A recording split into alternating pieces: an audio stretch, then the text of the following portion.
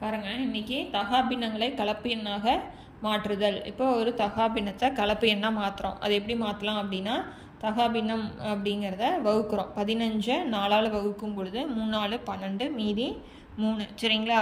இப்போ இதில் வந்து ஈவு 3 மீதி 3 வகுத்தி வந்து 4. அப்படின்னா ஈவை முன்னாடி எழுதிடணும், மீதி மேலே கீழே வந்து வகுத்தி. அப்படின்னா ஈவு நம்மளுக்கு என்னது 3 மீதி 3 வகுத்தி 4. அப்படின்னா 3/4 எழுதலாம். சரிங்களா? இப்போ அதே மாதிரி 16/3 போட்டிருக்கேன்.